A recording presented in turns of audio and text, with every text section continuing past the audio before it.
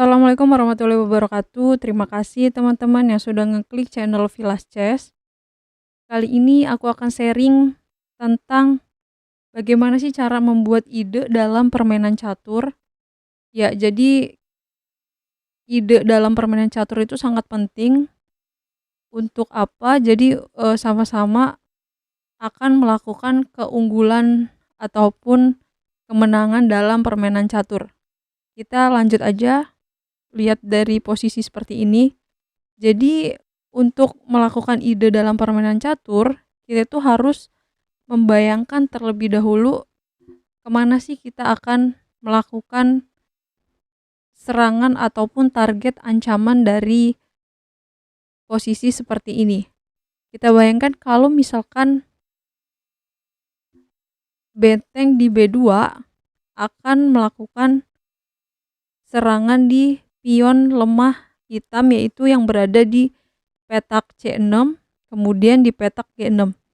Jadi untuk melakukan idenya, yaitu kita tentu harus melihat jalur dari benteng putih akan memberikan serangan di petak G6 dan juga C6, yaitu ke petak benteng ke B8, lalu benteng ke D8 dan juga benteng ke D6 untuk melakukan serangan di petak G6 dan juga di petak C6, karena di sini titik lemah dari pion hitam. Jadi di sini putih melangkah benteng ke B8. Nanti ancamannya benteng ke D8. Posisinya seperti ini. Nah, setelah itu ternyata hitam mengetahui ide dari putih. Jadi hitam mencegah supaya putih tidak melakukan benteng ke D6. Langkahnya yaitu benteng ke E7. Jadi ketika benteng mau ke sini, ketika ke sini, nanti dia akan mengadu ataupun ditukarkan oleh benteng ke E6. Nah, sampai di sini karena ide putih sudah diketahui oleh hitam, terus apa lagi yang harus dilakukan putih? Jadi putih harus melakukan ide baru lagi. Jadi jangan sampai memaksakan untuk tujuannya ke benteng D6, karena di sini udah dicegah oleh benteng ke E6. Jadi langkah berikutnya benteng ke C8 dengan ancaman pion C6. Kemudian hitam melangkah benteng ke E6 menjaga pion di C6 dan juga jalur baris ke-6 ini. Lalu putih benteng C7, raja G8, dan di sini putih melakukan rencana supaya bisa mendobrak pionnya, yaitu dengan cara raja ke G3. Tujuannya apa sih rencana putih ini? Ya, jadi tujuan putih ini ingin melakukan pendobrakan di petak F5. Kenapa? Karena nanti kalau dia pukul baru raja ke F4. Pion hitam diblok dan nanti rajanya baru masuk ke baris kelima ini untuk menyerang ataupun masuk ke wilayah hitam. Berikutnya hitam melangkah raja F8. Karena rencananya sudah jelas, putih menjalankan pion F5, G kali F5, lalu raja F4 sesuai rencana ide putih. Kemudian benteng E7, benteng kali C6, lalu pion ke H4. Nah, di sini teman-teman kalau misalkan benteng ke H7, rencananya untuk mempromosikan pion di H1. Kita lihat putih benteng C8, raja G7, pion C6, pion H4, benteng D8, pion H3, pion C7, pion H2, pion C8 jadi menteri, pion H1 jadi menteri, dan di sini saling serang menyerang, tetapi di sini putih memiliki tempo untuk menyerang terlebih dahulu dengan benteng G8, Raja F7 dan checkmate di Menteri E8. Oke, kita balik. Tadi kalau pion ke H4, putih langkah benteng ke H6. Ancamannya pion di jalur H1 ini. Nah, kenapa sih kok nggak langsung makan aja? Karena di sini posisinya pion di F5 sudah ada untuk penyerangan terhadap Raja F4. Jadi putih akan mencegah terlebih dahulu pion yang berbahaya akan melakukan promosi. Karena kalau nanti bentengnya ada di H7, dia bisa melakukan promosi di H1. Jadi setiap buah yang berbahaya kita cegah dulu supaya tidak bisa melakukan promosi ataupun jadi menteri. Oke. Lanjut, benteng ke G7 dan benteng kali H4. Nah, di sini hitam menyerah karena nanti akan dilakukan pengambilan, bisa raja ke F5, kemudian nanti masuk raja E5, ditopang benteng ke H6, lalu bisa diadu di petak F6 ini, sehingga semua pion ataupun punya hitam habis semua untuk melakukan promosi, tidak bisa karena sudah diambil oleh Raja Putih. Oke teman-teman, berikutnya kita lihat dari partainya Grandmaster Utut Adianto lawan Mok Zemeng di tahun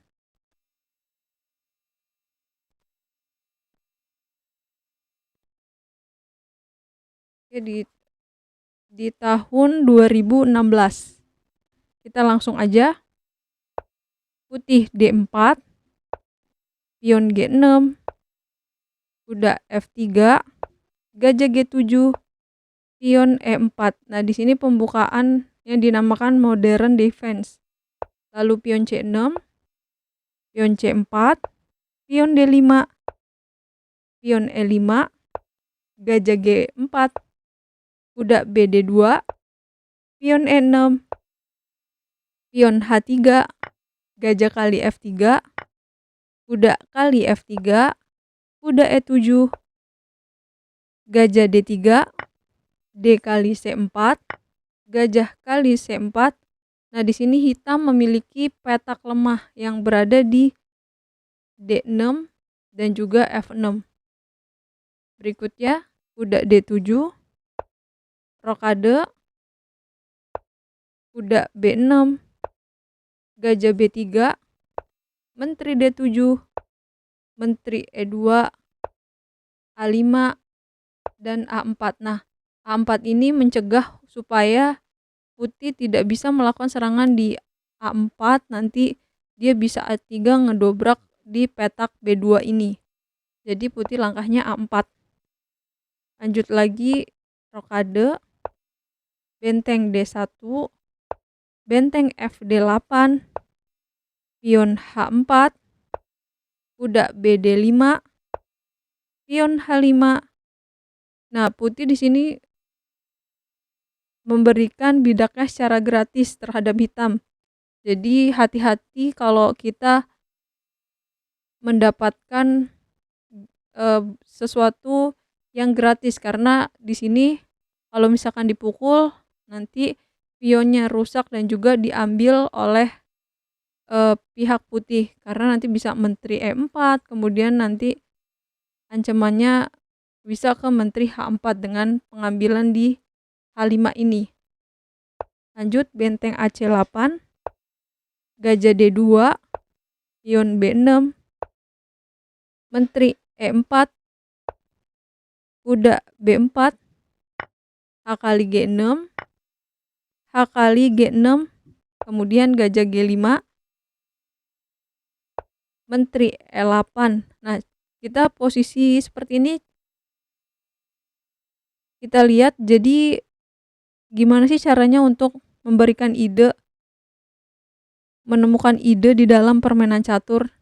Kita harus membayangkan supaya melakukan serangan di Raja G8. Misalkan contoh, Di sini kan kuda E7 dicegah oleh atau dijaga oleh menteri E8, sedangkan ada ancaman gajah di G5.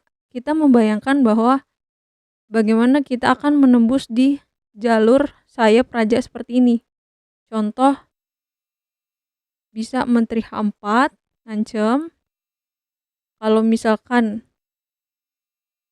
hitam melakukan langkah pencegahan terhadap kuda, nanti bayangin kita bisa pion G4, rajanya ke G2, lalu benteng ke H1.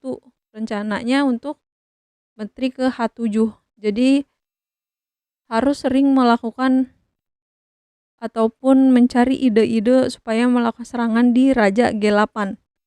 Kita lihat langkahnya yaitu putih. Oke, menteri ke H4. Berikutnya benteng D7 menjaga kuda di E7. Ya, sesuai rencana pion ke G4. Ancamannya nanti raja G2, benteng ke H1. Berikutnya pion C5. Sesuai rencana raja ke G2, C kali D4. Kita masih belum menyadari bahwa adanya serangan di sayap raja, benteng H1. Kemudian raja F8. Lalu ancamannya gajah ke F6. Gajah ke F6. Kemudian tujuan putih bisa melakukan pemukulan, ntar dimakan, cek, kemudian turun, baru menteri H8, skakmat. Hitam menjawab kuda G8. Putih menambahkan serangan lagi. Untuk kuda ke G5, gajah ke kali F6, kuda H7, raja E7, kuda kali F6. Dan di sini hitam menyerah karena akan kalah satu perwira. Ancamannya menteri dan juga benteng. Kalau dimakan misalkan pukul, malah checkmate.